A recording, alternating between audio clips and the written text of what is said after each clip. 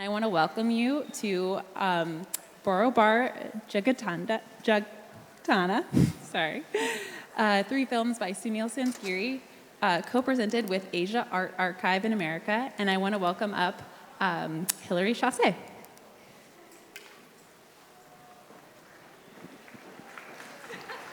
Thank you. Wow, thank you all so much for being here. It's so great to see a crowd of people again. This is our first, in-person event we've done since March 2020. So we're really honored to be here with Pioneer Works co-presenting this screening of three films by the artist Sunil Sansgiri. So I don't want to take up more time than necessary before we get the screening started. So I'm just going to very briefly introduce our two speakers today, Sunil Sansgiri, and he's going to be joined after the screening in conversation with the artist Tiffany Shaw. So Sunil is an artist, researcher, and filmmaker. His work span experimental video and film, essays, and installations, and contends with questions of identity, heritage, culture, and diaspora in relation to structural violence. He graduated from the Massachusetts Institute of Technology with a Master's of Science in Art, Culture, and Technology in 2017, and he was named as one of the 25 new faces of independent film in Filmmakers Magazine's Fall 2021 issue. So congratulations, Sunil. And we're going to be watching three films by Sunil that he's going to be introducing a little bit more in just a moment. But following the screening, I hope you'll all stick around for a Q&A that Sunil will be having with the artist Tiffany Shaw. Tiffany is an artist, filmmaker, and writer. She is the author of the books Salty Wet and its sequel, Too Salty, Too Wet. Shaw is the director of the experimental short Never Rest/Unrest, and her latest short, Do Not Circulate, world premiered in the New York Film Festival. She is the founder of Speculative Place, an experimental project space established on Lamma Island, Hong Kong, which hosts residents in film, art, and writing, and is soon to relaunch in an apparitional project space. And she has a joint degree in film studies and Asian studies from Bard College. So without further ado, I'm going to turn it over to Sunil, who's going to tell us a little bit more about the films we're going to watch and some thanks to co-creators. So here we go. Sunil. Thank you.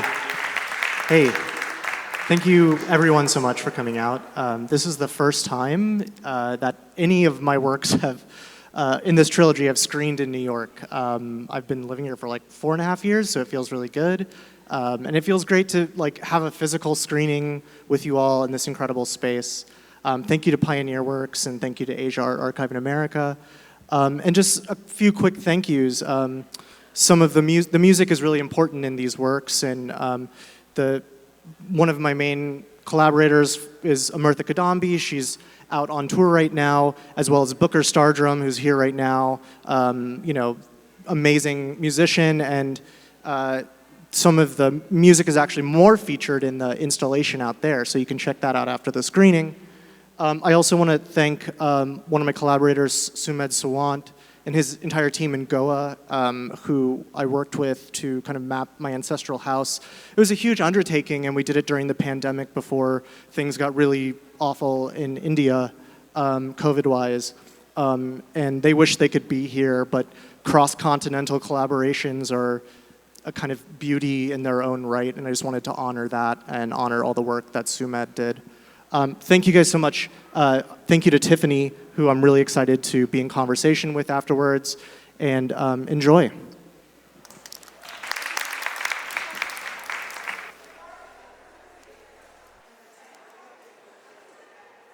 Hello. Thank you so much for having me to, be in conversation with you. Maybe some background also, we met actually through a screening of your films at Howie's, and then also I feel like there have been so many kind of overlaps. Yeah, Chen's World. That was shout out Howie and Alex. I think it's great to just be in conversation with other filmmakers and artists that you appreciate, and so I'm glad. Too Salty, Too Wet, which is a book of Tiffany's, was like a huge inspiration in a lot of ways in questions of diaspora, Hong Kong diaspora, questions of nationalism, colonialism, lots of overlaps. Yeah, and even Ine, who's in the audience somewhere, who ran Prismatic Ground last year. That's also where I had encountered your work, and then also your Q&A and talking about like insurrection and also histories of diaspora and how to make sense of that as an Asian American as well. So we'll get into all of that. Definitely. But I also wanted to first begin with the question, did you set out with the idea, do you think of this as a trilogy? And did you set out with the idea of like making a trilogy? Because there's obviously a link, a strong link between all of the films, not just that, you know, your father is the narrator and his voice is kind of guiding a lot of that history and the backdrop of that. Yeah, it wasn't, I don't think it was set out to be a trilogy. It sort of began in 2019, and I had encountered this kind of Google walkthrough of, just like searched Goa. I think I was like really depressed at the time, and I was just like longing for just images of this homeland that I had never been to. And I was just Googling it, and there just happened to be these really strange moment where like the 360 camera kind of turned in on itself. And that's the first moment that we see coupled with the quote from Stuart Hall in At Home But Not at Home, the first film. And so that kind of just like, the way in which the camera turned in on itself, this like inability of the camera to really understand or comprehend what it was trying to capture was a huge moment, and just trying to question how technology relates or how technology changes our understanding of diaspora, and this question of belonging and what I like to say, like longing and belonging. And so after the first film was finished, I finished it in about like November, and it had gotten into Rotterdam, and that was really exciting. But I had never been to India, and I had never visited my family there. They were always like, when are you coming to visit us, you know? And so I just kind of said, fuck it, you know, I bought a ticket, and I went in what would be the beginning of the pandemic, and it was in March 2020, and I had finally went to go visit India, and it was coincided with this massive movement against the Citizenship Amendment Act, and I had gotten a chance to visit the Shaheen Bagh neighborhood. And could you describe what just a quick kind of description of what the Citizenship Amendment Act was? Yeah, so the Citizenship Amendment Act, which kind of started in 2019 and kind of coincided with the occupation of Kashmir, the Indian occupation of Kashmir, kind of was a law that was created to essentially attempt to ban Muslims from becoming citizens in India. And so there was a huge widespread protests all over the nation against this CAA.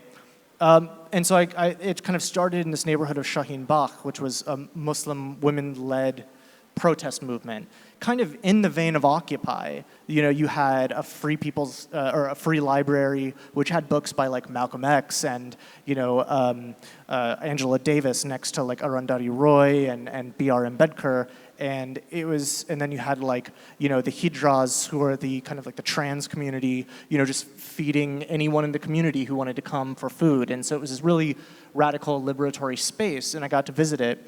And I brought my camera with me, but, kind of coincidentally, for better or for worse, the camera kind of, as I like to say, staged its own protest, where it kind of, the gate on the 16 millimeter lens was, or on the camera was left open, and so all we get are these shadows, these kind of like shadows and light, the stuff that cinema is made of, but in the purest abstract sense, and it got me thinking about representation and the inability to ever represent something, which is related to this question of diaspora, right? Because it's about this question of this inability to articulate a sense of completeness. Well, that's what I was going to sort of lead it back to, actually, the Stuart Hall quote that you have in the beginning. Diaspora is Diaspora is a sense of loss. And the idea of like tracing that to, even the idea of anti-colonial heritage. How do you articulate anti-colonial heritage without embracing nationalism, which are points that guide your work in thinking about the sort of positionality of diaspora, and then also the distance of diaspora to the material realities right now, kind of diaspora being out of time.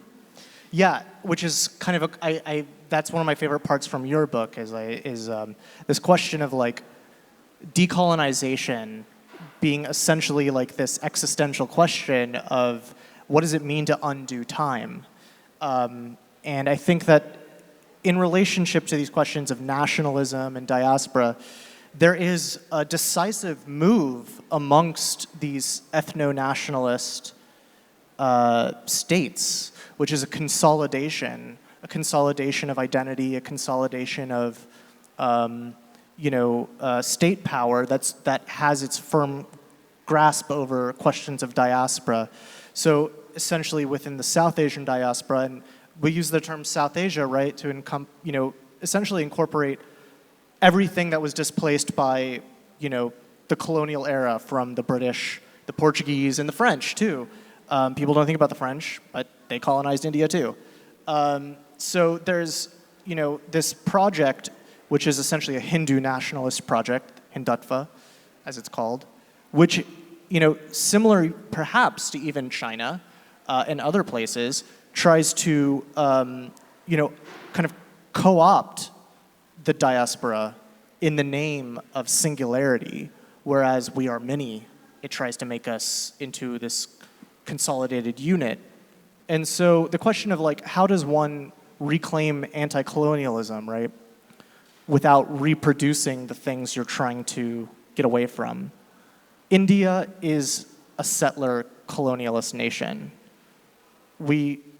India has become the oppressors, the colonized have become the colonizers in Kashmir, as one of the voices in the film talks about Kashmir being the most occupied place in the entire world.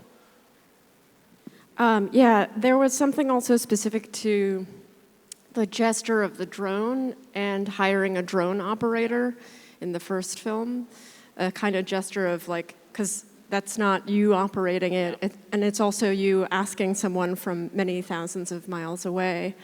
That to me sort of embodies this kind of distance between also being here, second generation immigrant, and then trying to envision what this space is, and yeah.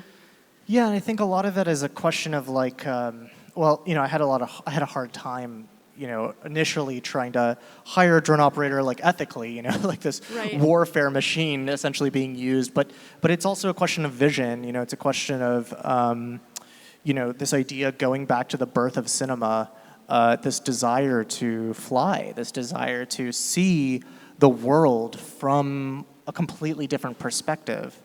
But it's also, I think it was also just an attempt to kind of create a new material, to source a new material that hadn't been seen. And the videographer who operated the drone pilot, he was like, this area has never been like photographed aerially, which was kind of exciting too to think about, like, not having it be a part of state surveillance, but kind of pulling it back towards something of my own, Right, and then also even like railroads as well being built by the British colonizers, and that infrastructure like is sort of mapped onto the landscape as well.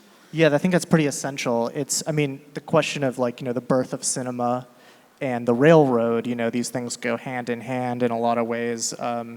And I think that that's a lot of what I was thinking of. And then also, of course, the economy that was created out of, the globalized kind of economy that was created out of that, not for Indians, but for the British. Yeah. Yeah. Specifically, like I've, especially watching these films again, I'd seen some of them last year, and then recently just watched tonight we watched all three of them in one go, but in preparation for this talk, I was just thinking about specifically the distance of Asian America and Asia. And having this conversation in America, both of us being citizens in the U.S. And settlers. Right, exactly. And it also reminded me of the scholar's work, Yi Hong Liu's work, where the scholar poses the sort of distance between Asia and Asian America and the sort of paradoxes that are rife in that position to talk about and sort of untangle the histories of Asia and colonialism. I'm just going to read this quote. Yet, making critical sense of the US is not enough. The regional complexity of Asia poses difficulties to Asian solidarity. In East Asia, the unresolved conflict between Taiwan and China since 1949, and more recently that between Hong Kong and China, the division of Korea, and the legacies of Japanese colonialism and imperialism have perpetuated the dissonance between Asian countries. The dissonance has been reinforced even more now by by how the U.S. relates itself to each Asian country based on its own interests. Of course, this doesn't even mention South Right, Asia in or India Southeast specifically. Asia. Yeah. Because the U.S. does not fuck with Pakistan. Right. And then the US's geopolitical tactic simultaneously increases the distance between Asian America and Asia. We must realize that racial capitalism and white supremacy have bound us together and recognize what exactly is dividing us besides borders and oceans. And as Yuri Kochiyama said, unless we know ourselves and our history and other people and their history, there is really no way that we can really have a positive kind of interaction where there is real understanding. I can't recommend that piece It's myself. amazing. Yeah, it's but I think that gets to a critical distance that I reckon with also being diasporic of what does it mean to also be untethered to a place and to untangle with a sense of history, being kind of out of time with that. Yeah. Yeah, absolutely. And I think it's so important also because, this question of like identity politics and, this idea of like, when one attempts to kind of get to their roots or whatever, there's a whole host of questions that arise. As someone who likes to consider themselves like an anti-imperialist, the question of like, what does that mean to kind of tap into that anti-colonial heritage was directly, knowing full well that there was this massive amount of unlearning that needed to happen, not just in relationship to imperialism, in relationship to ethno-nationalism with Hindutva, but also caste. That's a huge part. And I think for those of us in the South Asian diaspora, kind of being anti-caste, like we have like anti-racism here, right, of course, being anti-casteist or de-Brahmanizing is like a huge subject. And it's only kind of within the last 5 years that it's really kind of taken on this whole, imperative. And it's complex, and it's messy, and it's dark, but it's so important. But to get back to what you were saying, about this relationship, but specifically for the U.S. and India, right? It's not dissimilar between like the relationship between U.S. and Israel, right? Like there's these massive investments that and it is a racial capitalism, but it is first and foremost capitalism, and it is this tethering of these two nations that have a deep investment in each other. That the human rights violations just get, they get totally, they dissolve. And so for us of a diaspora, and anyone of a diaspora, to tap into that, it's a powerful thing, but one must always question their relationship to questions of imperialism and capitalism and racial capitalism and hierarchy. And it's directly related, I think, to that question, specifically for Asian Americans. I'm going to return us also specifically to the forms of the storytelling and the formal aspects of the film and how you deal with like a lot of material and a lot of sort of between desktop cinema, as you call it, and assembling archival footage, manipulating archival footage. Can you talk through some of the sort of techniques and ways in which, you utilize cinema to tell this story? Yeah, and I think, I think of this question of animation, right? And to go back to this idea of like, what does it mean to animate? It literally means to give life, right? Like that's the kind of the root, the Latin root. It means to give life, or like we think of like poesis, right? Like poetry means to give life. And so when I think about a lot of these images that I create, specifically the ones that are like 3D rendered, I think about it as giving life and truly kind of animating something. There's this whole other, kind of like field of study, which is animism, right? And animism has a deeply colonial root. And this question of like what constitutes life, who is able to give life, who is deserving of life. And that has a firmly, root in it. But so our ideas of animation and animism are not too dissimilar from each other, as are the root of the term render, right? Like a 3D rendering. Render, the French, kind of root, rider, which means to give back, or to return. And I'm really interested in that because of this question of like, what does it mean to return? Anytime I hear the word return, I think of this relationship to decolonization. I think about to give back, like the land back movement, right?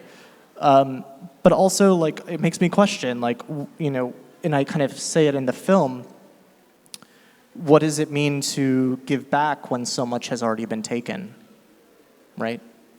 So I think a lot of these techniques, the 16 millimeter, right? Like the digital animation that's then transferred to 16 millimeter film, it's a way of giving a kind of materiality to this form, which, we can experience on our computers and all these things. But now it's actually subject to the same conditions that my body is subject to. It's subject to decay. It's impermanent. And so I think about that. Yeah, can you talk about the figure in the last film who's a ghost? And The Devkar. Yeah, who's, what is he doing through the village? And because I think of all of the animation techniques, and I think that one is the most haunting for me, and the way in which being able to summon a ghost through animation is a powerful thing, but also, I would imagine maybe also an ethical question too, perhaps. Yeah, and I think in general, the reason I love film is because it is this true haunting, like we see images of the past and here they are in the present. And it is this resuscitation, like this kind of really, it's bringing the dead back to life. And I think about that a lot in images of the past. And I think that the ghost figure, the spirit figure, was a different attempt. It was an attempt to give life to something that might not actually be on this, physical plane with us. It might exist on a different plane, but here I am able to perhaps bring it into our earthly existence. But he's walking through the village and tapping, and Yes. Other people have heard him. So the history, So the history of the Devkar, fascinating history. It was kind of an indigenous folklore, the Adivasi communities in India, right? They were the indigenous populations, and then there were these tribes in Goa, right, where my family's from, the Vili, the Kunbi tribes, and the Gauda tribes. And so this Devkar figure was this, pre-Hindu kind of spiritual force that they just worshipped. There were many different kind of, they're called Rakshas, which means demon, and these Rakshas. And they're these different kinds of spirits that don't necessarily have a tether to Hinduism, which I find really interesting. But then, the Brahmins migrated to Goa and then kind of changed the meaning of some of these things. And then, and the Portuguese came. And so then there was this kind of Catholic interpretation of the spirit world, which was a demonic. It changed it from being something that was worshipped to being a demon. But the whole idea behind this Devkar spirit is that essentially, would help bring workers who get lost back home. And so I was thinking a lot of things, like, of course, the big farmers' protest, right? Like the biggest general strike in history, and still ongoing right now in India. I was thinking a lot about the workers, the farmers in India, and then also this idea of returning home and in this guiding force, the spiritual force that kind of guides one home. Yeah. And yeah, basically the idea also of this like sort of cinema as escape that you were just talking about too. And your father talking about the idea of going to the cinema or the activity of going to the cinema as being kind of into this microclimate where it's air conditioned. It is literally an escape from the heat, and it's also an escape into this sort of other world where you get transported. Yeah. Yeah, so, and then also I like that, and then I like the end quote from that film, which was by Stuart Hall. Stuart Hall just talking about how much he loves, American cinema. It was kind of funny, but no, but it's a site of escape, but it's at the same time like, I think that these are the fables, these are the mythologies, these are the things that that exist for all of us. Yeah, just cinema as a site of mythology and myth making. Thanks so much for having me, Thank you, thank you Tiffany. for showing your films. They were very transportive and layered. Lots to think about. Thank you. Thank you, guys. Thank you so much. Have a good night. There's a band playing after this that sounds really great. And check out, if you're interested, my installation, which has kind of more expanded questions that continue this conversation. Thank you.